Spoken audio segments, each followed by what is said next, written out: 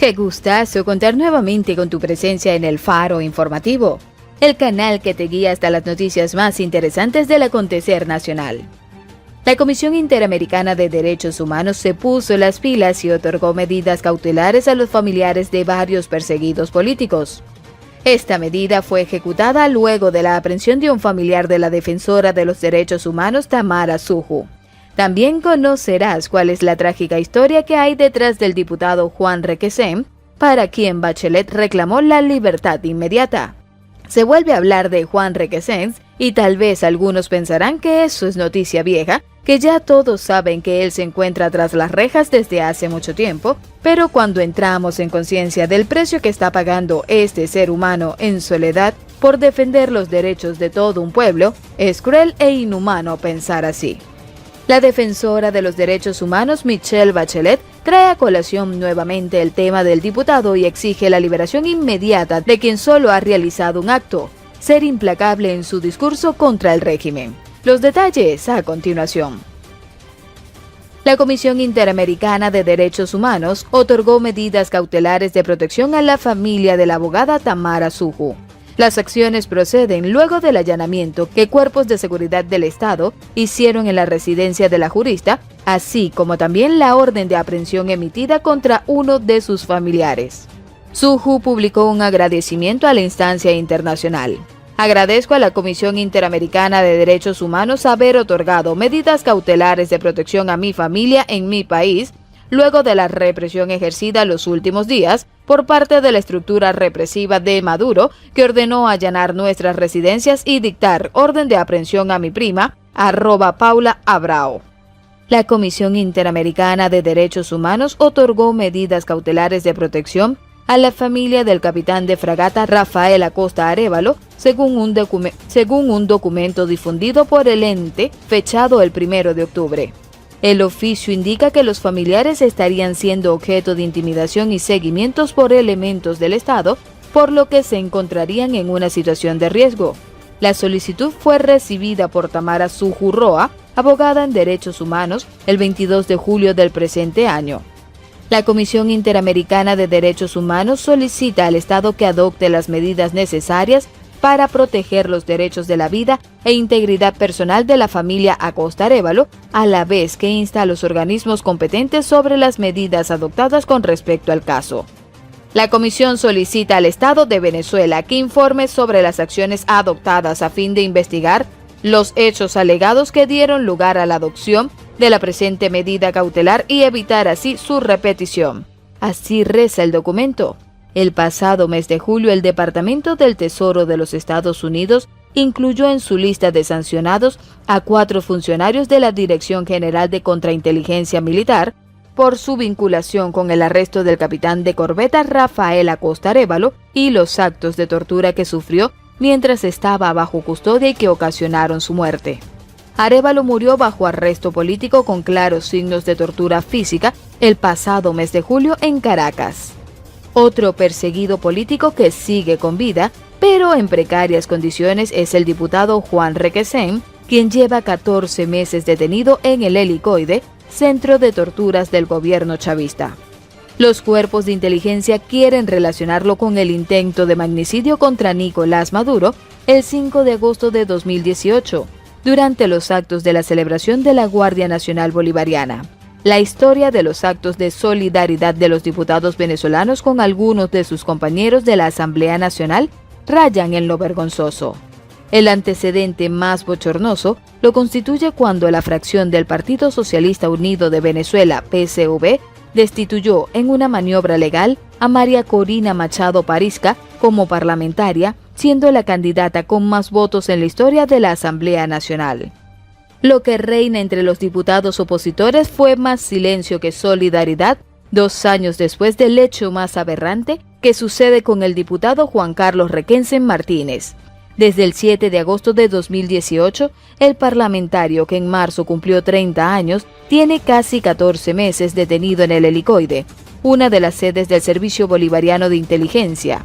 Los cuerpos de inteligencia lo relacionaron con el intento de magnicidio que a través de drones hubo contra Nicolás Maduro 2 días antes, durante los actos de la celebración de la Guardia Nacional Bolivariana. A partir de ahí le permitían 20 minutos de visita una vez a la semana. Posteriormente le permitieron 2 veces. La familia iba de 11 de la mañana a 3 de la tarde, jueves y domingo, y 1 hora los lunes la visita del abogado. La suerte del joven parlamentario estaba destinada a ser totalmente diferente a la del vicepresidente Edgar Zambrano por razones que parecen obvias. Requesens ha sido demasiado frontal con el chavismo.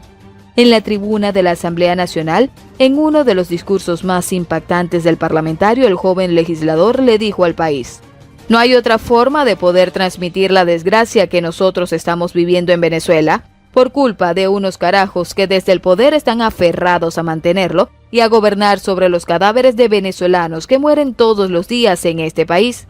Muchos de los que estamos aquí, muchos de quienes nos están viendo y muchos de los dirigentes políticos que hay en todo el país, les puedo garantizar que hemos dado todo.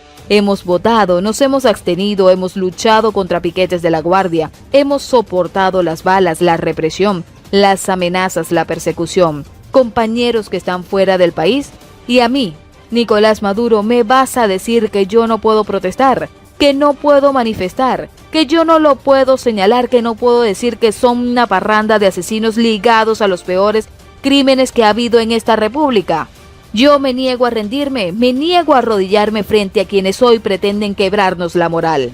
Muchos hermanos de nosotros están bajo tierra porque los mataron, porque los mataste, Nicolás. La única estrategia de la dictadura es aplastar a todo aquel que piense distinto". Así lo dijo Requesens en la tribuna de oradores durante una de las sesiones antes de que lo detuvieran. La alta comisionada de los Derechos Humanos de la ONU, Michelle Bachelet, ha exigido la inmediata liberación del diputado opositor Juan Requesens. Más recientemente lo hizo a través de un comunicado de su equipo de trabajo en Venezuela.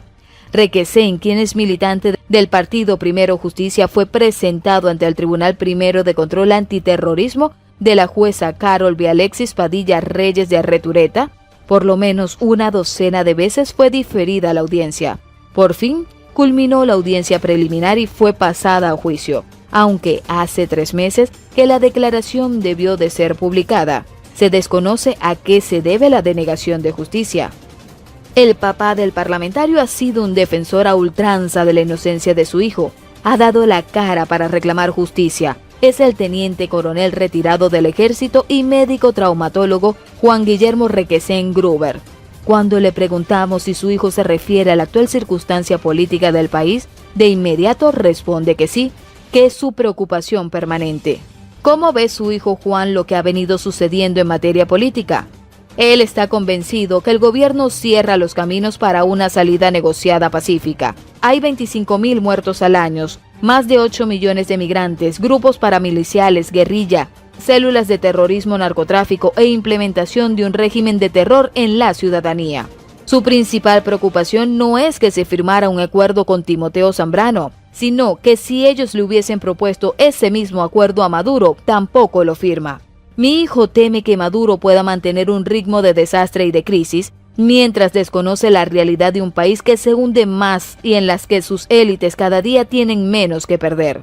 Confiesa que hace poco su hijo le dijo que no hemos llegado aún a la mutua destrucción asegurada, pero vamos a una velocidad increíble y los que tienen el poder político o militar tampoco se dejan construir puentes. Ante la pregunta de que qué propone su hijo, responde: él es de criterio que debe involucrarse a todos los sectores que hacen vida en la oposición.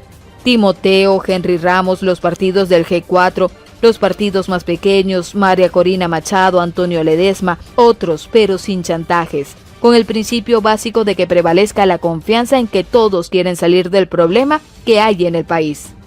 Si finalmente quienes representan al pueblo dejan a un lado sus intereses personales y hacen honor al compromiso que asumieron cuando emprendieron su viaje por la política, muchas de las cosas que suceden hoy en día no existirían.